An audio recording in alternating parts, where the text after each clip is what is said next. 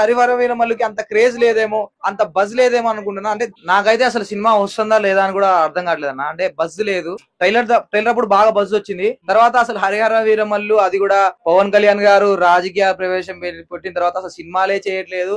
అలాంటిది first cinema రాజకీయాల్లోకి వచ్చిన తర్వాత ఫస్ట్ సినిమా, అది కూడా అసలు హరిహర వీరమల్లు ఉందా లేదా అంటే ఆడియన్స్ గానీ ఫ్యాన్స్ గానీ పవన్ కళ్యాణ్ ఫ్యాన్స్ గానీ వెయిట్ చేసి ఇక వాళ్ళకి మర్చిపోయారు హరిహర వీరమల్లు అనేది ఒకటి ఉంది అనేది కూడా మర్చిపోయారు. ఎందుకంటే ఆ రేంజ్ లో అది సినిమా చూపించింది. ఎందుకంటే అంత లేట్ అయిపోయింది. అసలు డైరెక్టర్లు కూడా మర్చిపోయారు అన్న టైంలో అటు డైరెక్టర్లు కూడా మారిపోయారు. తర్వాత సడన్ గా ఒక రోజు వర్షం కురిసిన రాత్రి సినిమా ఉంది హరిహర వీరమల్లు ఇంకా ఉంది అని చెప్పడం. కానీ ఆ పవన్ కళ్యాణ్ గారు అంటే మరి డిప్యూటీ సీఎం వల్లనో ఏ రీజన్ వల్లనో అసలు సినిమా ట్రైలర్ ఈవెంట్లకు గానీ అంటే ఏదైనా ఈవెంట్ అంటే హరిహర వీరమల్లు టాపిక్ గురించి గానీ అసలు ఆయన ఎత్తకపోవడం, ఎప్పుడు ఆడియన్స్ కూడా పవన్ కళ్యాణ్ ఫ్యాన్స్ కూడా ఎప్పుడు ఆయన స్టేజ్ల మీద ఉన్నప్పుడు ఓజీ అన్నారే గానీ ఏ రోజు హరిహర వీరమల్లు గురించి చెప్పకపోవడం, ఇలాంటివి చూసుకుంటే అసలు హరిహర వీరమల్లుకి అంత క్రేజ్ లేదేమో, అంత బజ్ లేదేమో అనుకుంటున్నా. అంటే స్టోరీలో సినిమాలో కానీ దమ్ము లేదేమో, అందుకే ఫ్యాన్స్ ముందే గ్రహించి దాన్ని అంత హైప్ లేపలేదు అనుకుంటున్నా. సో కానీ సినిమాలో మాత్రం హరిహర వీరమల్లు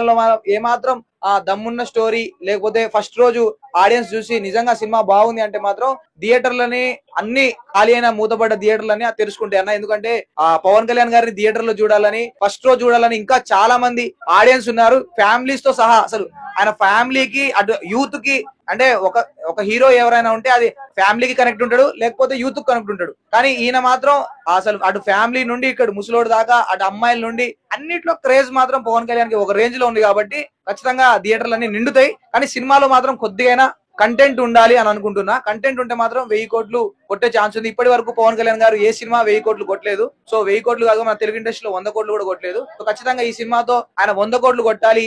నార్త్ లో కూడా రాజకీయ నాయకుడుగా కాదు ఒక హీరోగా కూడా తెలవాలి పవన్ కళ్యాణ్ గారి సత్తా. ఆల్రెడీ మన తెలుగు ఇండస్ట్రీకి తెలుసు, అటు ఆంధ్రప్రదేశ్ కి తెలుసు, తెలంగాణ ఆంధ్రాకి తెలుసు, అటు నార్త్ లో కూడా పవన్ కళ్యాణ్ అంటే ఒక తోపు అని తెలవాలని నేను అనుకుంటున్నా. హ్యాపీగా ఫీల్ అవుతున్నాం. ఎందుకంటే చాలా రోజుల తర్వాత డిప్యూటీ సీఎం అయిన తర్వాత ఫస్ట్ టైం ఎంట్రీ ఇస్తున్నారు కాబట్టి. సో అంటే అప్పుడు హీరో వేరు, ఇప్పుడు హీరో వేరు. మేబీ అంటే డిప్యూటీ సీఎం అయిన తర్వాత కొత్తగా ఉంటారు కదా, ఎప్పుడెప్పుడు చూద్దామా అని వాళ్ళ ఫ్యాన్స్ ఎదురు చూస్తున్నారు, నేను కూడా ఎదురు చూస్తున్నాను. అందులో కూడా పక్కాగా గౌతమ్ పుత్ర శాతకర్ణి, కంచా ఇవి పెద్ద హిట్ అయిపోయినాయి. సో ఆ 2 మూవీస్ తర్వాత ఇది కూడా పెద్ద బ్లాక్ బస్టర్ అయితే అని చెప్పొచ్చు. సో మరి ఈ సినిమాలో అఖీరానందన్ గారు కూడా ఎంట్రీ ఇవ్వబోతున్నారని చెప్పి చిన్న హింట్ ఇచ్చారు. రూమర్స్ కూడా బాగా వస్తున్నాయట.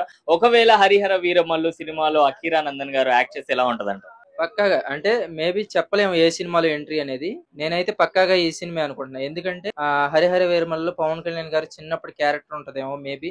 ఆ క్యారెక్టర్ కి ఎవరినో పెట్టడం ఎందుకని పవన్ కళ్యాణ్ గారి కొడుకుని అంటే అతను కూడా హీరో స్టేజ్ కి వచ్చారు కాబట్టి ఈ సినిమాలో ఎంట్రీ ఇస్తే బాగుండిద్దని మేబీ ఈ సినిమాలో పెట్టుండొచ్చు. చిన్నప్పుడు ఎంట్రీ సీన్ అతనిదే అయి ఉండొచ్చు.